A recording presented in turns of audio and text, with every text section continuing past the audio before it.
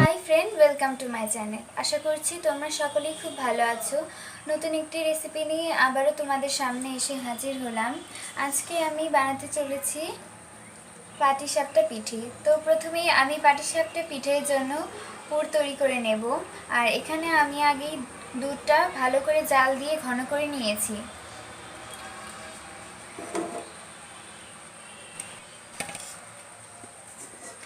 এখন আমি একটা কড়াতে নারকেল কুড়িয়ে নিয়েছি, সেটি দিয়ে দিলাম।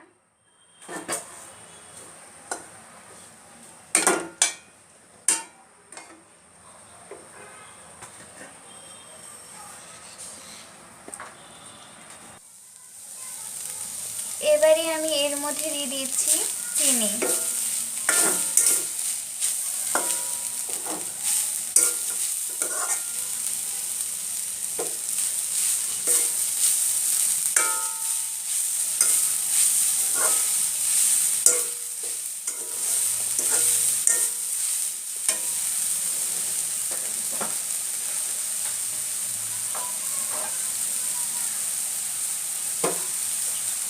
আর এর মধ্যে দিয়ে দিচ্ছি খেজুরের গুড়।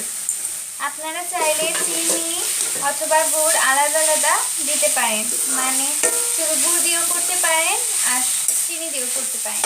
তো আমি এখানে দুটোই দিয়েছি।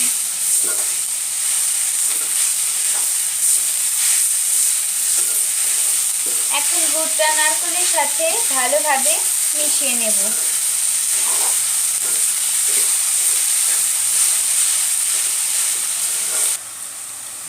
এখন আমি এই নারকেলের পুরের মধ্যে দিয়ে দিচ্ছি দুধ।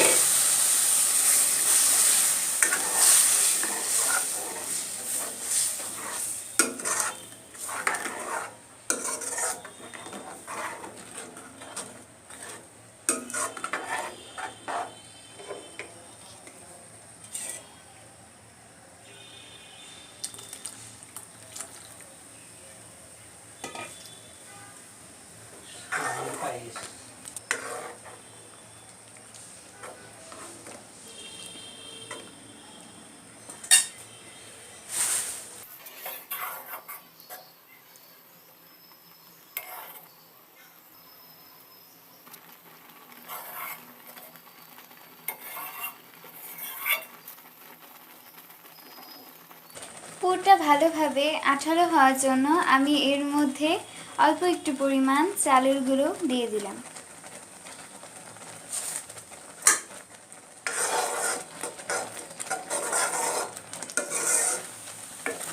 এখন ভালোভাবে মিশিয়ে নিচ্ছি।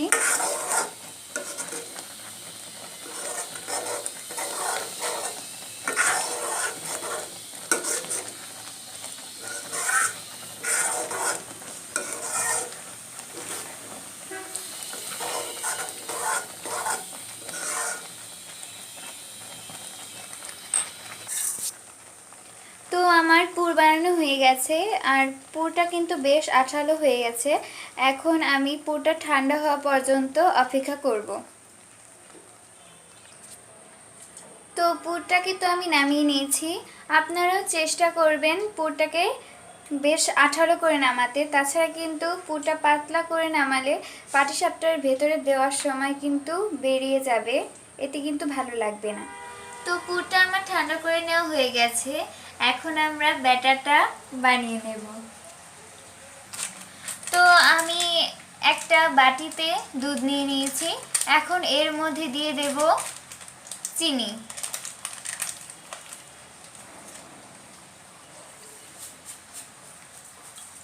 পাটিসাপটাটা একটু মিষ্টি মিষ্টি হবে, তাই আপনারা একটু বেশি করেই নেবেন। আর দিয়ে দিচ্ছি অল্প একটু পরিমাণ গুঁড়ো দুধ।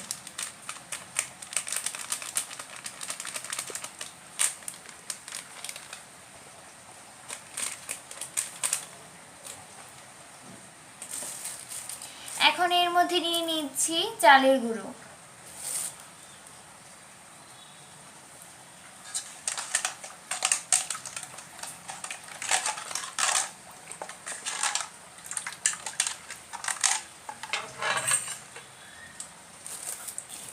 চালের গুঁড়োটা আপনারা একবারেই দিবেন না, অল্প অল্প করে দিয়ে তারপরে ব্যাটারটা বানানোর চেষ্টা করবেন।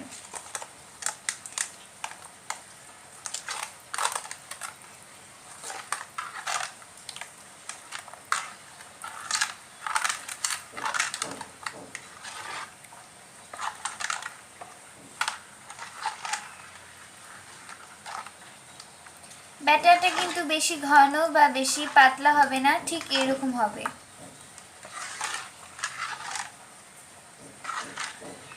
তো ব্যাটারটা বানিয়ে নেওয়া হয়ে গেছে। এখন আমরা এই চিনি দিয়ে যেটা আমি ব্যাটারটা তৈরি করলাম, এখন আমি চিনিটা তৈরি করে নেব।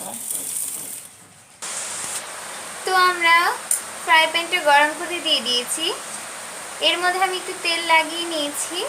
এখন এর মধ্যে যে ব্যাটারটা তৈরি করেছি চিনি দিয়ে, সেটি দিয়ে দিলাম। এখন একটু ব্যাটারটা ছড়িয়ে নিচ্ছি।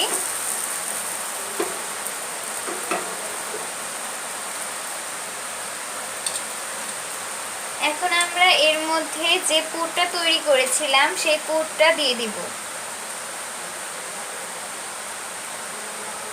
আমি একটা চামচের সাহায্যে পুরটা দিয়ে দিলাম।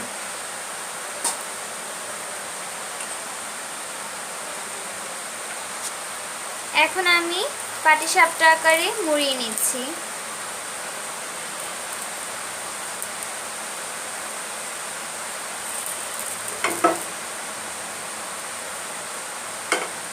তো তৈরি হয়ে গেল আমার একটা চিনির পাটিসাপটা। আমি আপনাদের আরো একটা দেখিয়ে দিচ্ছি। আমি হালকা একটু অয়েল ব্রাশ করে নিলাম, আর এর মধ্যে আবারও 1 চামচ গোলা দিয়ে দিচ্ছি।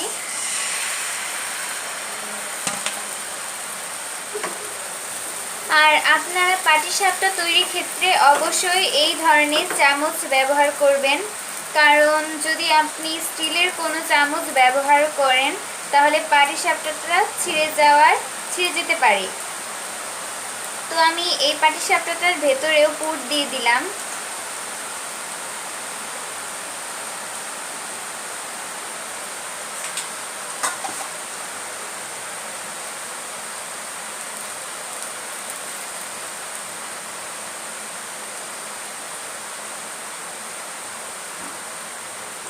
তো দেখতেই পেলেন কত সুন্দর আর সহজভাবে তৈরি হয়ে গেল পাটিসাপটা। এভাবে আমি সবগুলো করে নেব। তো তৈরি হয়ে গেছে আমাদের সবগুলো পাটিসাপটা পিঠে। দেখতেই পাচ্ছেন কতটা সুন্দর হয়েছে আর অনেক সাদা হয়েছে, আর দেখতেও খুব ভালো লাগছে। আশা করছি আপনারাও বাসায় ট্রাই করবেন এটা। তো এখন আমরা বানাবো তালের পাটিসাপটা। আর এর জন্য আমি চিনির গোলার মতোই আগে একটা ব্যাটার তৈরি করে নিয়েছি, আর এর মধ্যে এখন মিশিয়ে নিলাম অল্প একটু পরিমাণ তালের পাল্প।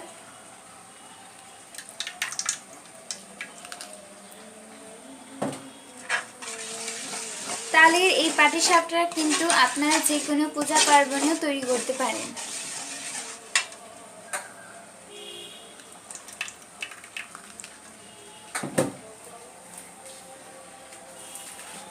এখন আমি আরেকটু চিনি দিয়ে দিচ্ছি যাতে মিষ্টি হয়, আর পাটিসাপটা মিষ্টি খেতেই ভালো লাগে। তো আমি এখন ভালোভাবে ব্যাটারটা তৈরি করে নিচ্ছি। তো আমার ব্যাটারটা রেডি হয়ে গেছে। এখন আমরা তালের পাটিসাপটা তৈরি করব। তো এখন আমরা ফ্রাই প্যানে একটু তেল ব্রাশ করে নিলাম। তো আমরা এখন তালের মিশ্রণটা দিয়ে দিচ্ছি।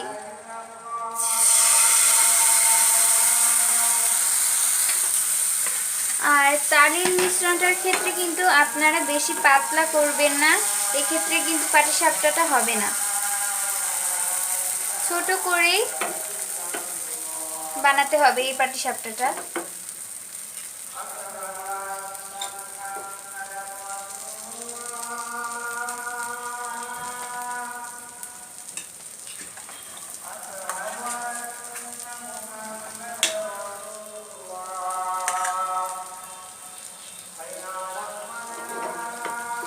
তো এখন আমরা এর মধ্যে পুর দিয়ে দিব।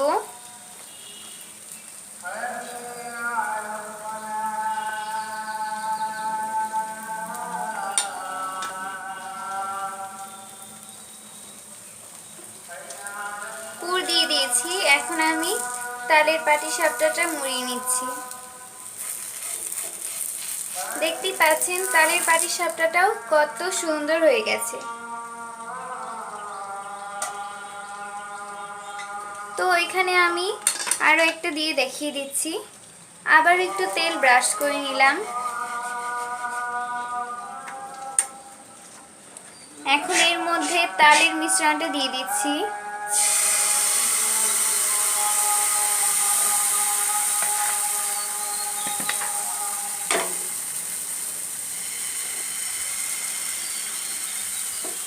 আমি আবারও বলে দিচ্ছি, তালের মিশ্রণটা দেওয়ার সাথে সাথে কিন্তু আপনারা এই মিশ্রণটা ছড়িয়ে দেবেন না, কারণ তালের মিশ্রণটা পাতলা হলে কিন্তু পাটিসাপটা হবে না। আপনারা যদি আর একটু বড় করে বানাতে চান তাহলে আমার চেয়ে বেশি গোলা নেবেন।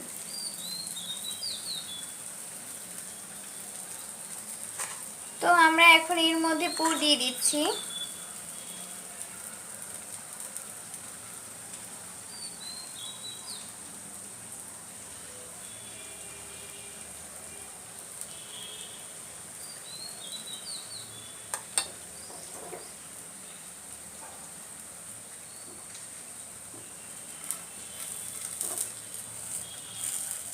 তো এটাও আমি আগের ভাবেই মুড়িয়ে নিচ্ছি।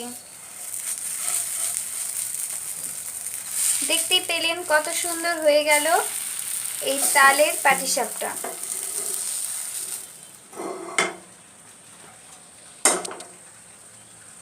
তো এইভাবেই আমি সবগুলো তৈরি হয়ে গেছে আমার তালের পাটিসাপটা। দেখতেই পাচ্ছেন কতটা সুন্দর হয়েছে। আর এটা কিন্তু আপনারা যে কোনো অনুষ্ঠানেই বানিয়ে ফেলতে পারেন। বন্ধুরা, তালের পাটিসাপটা তো আমার তৈরি করা হয়ে গেছে। এখন আমি তৈরি করব গুড়ের পাটিসাপটা। তো গুড়ের পাটিসাপটার জন্য আমি প্রথমে দুধ নিয়ে নিয়েছি, আর এটা কিন্তু দুধটা জাল করা আছে। তো এখন আমি গুড় কেটে নিচ্ছি। তো আপনারা কিন্তু বেশ মিষ্টি করে পাটিসাপটা পিঠা বানাবেন।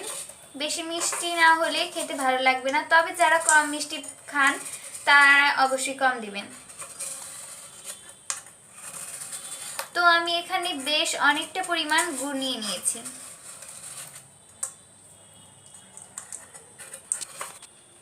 তো আমি এখন দুধটার সাথে গুড়টা ভালো করে মিশিয়ে নিচ্ছি। আর অবশ্যই ভালো করে মেশাতে হবে, কারণ গুড়টা যাতে শক্ত না থাকে, একদম যাতে দুধের সাথে মিশে যায়। তো গুড়টা মেশানোর সময় আমি একটু চেপে চেপে মিশিয়ে নিচ্ছি, যাতে গুড়টা সহজেই গলে যায়।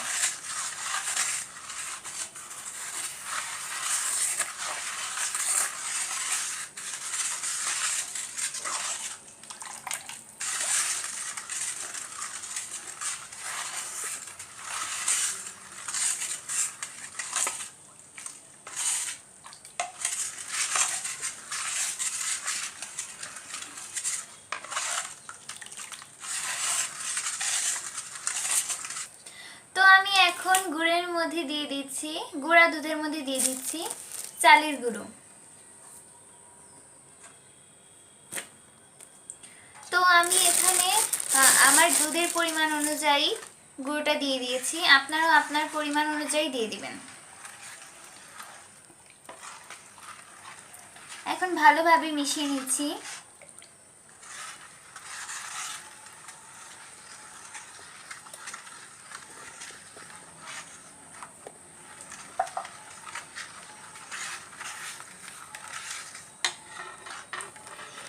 এই মিশ্রণটার মধ্যে আমি দিয়ে দিচ্ছি অল্প একটু পরিমাণ গুঁড়ো দুধ। আমি এখানে প্রাণের পাউডার মিল্কটা ব্যবহার করেছি।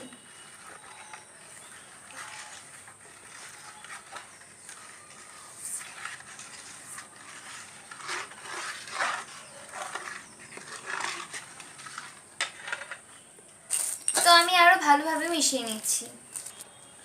তো মিশ্রণটা আমার ভালোভাবে তৈরি করা হয়ে গেছে। দেখিয়ে দিচ্ছি এটার পুরুত্বটা ঠিক কেমন হবে, দেখতেই পেলেন।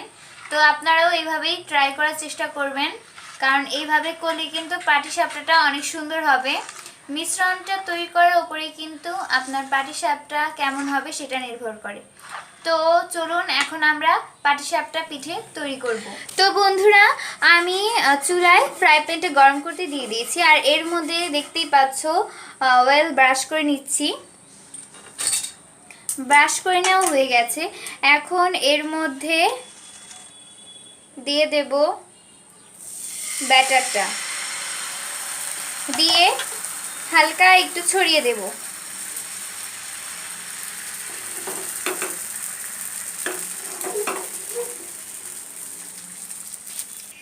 এখন আমি এর মধ্যে তৈরি করা পুরটা দিয়ে দিচ্ছি।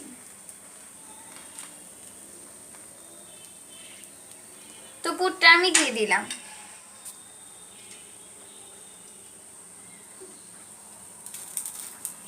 এখন আমি পাটিসাপটার আকারে মুড়ে নিচ্ছি। তো দেখতেই পেলেন কত সুন্দরভাবে হয়ে গেল আমার একটা পাটিসাপটা, আর এটি কিন্তু গুড়ের। এর আগে আমি আপনাদের চিনির আর তালের পাটিসাপটা করে দেখিয়ে দিয়েছি। তো এখন আমি গুড়ে দেখাচ্ছি। গুড়েরটা কিন্তু খেতে অনেক ভালো লাগে, অনেক মিষ্টি লাগে।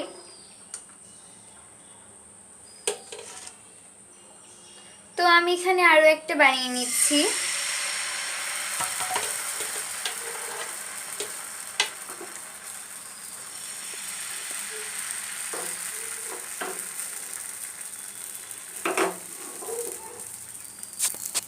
তো আমি এখন এর মধ্যে পুর দিয়ে দিচ্ছি।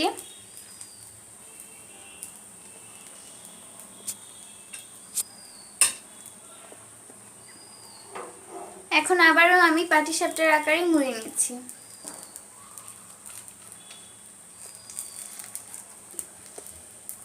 দেখতেই পেলেন কত সুন্দর ও সহজভাবে তৈরি হয়ে গেল আমার গুড়ের পাটিসাপটা। তো ওইভাবেই আমি বাকিগুলো বানিয়ে নেব। তো বন্ধুরা, আমি তো সবগুলো গুড়ের পাটিসাপটা বানিয়ে নিচ্ছি। তবে এখানে আপনাদের দেখিয়ে দিচ্ছি আমি 3 পদের যে পাটিসাপটা বানিয়েছি।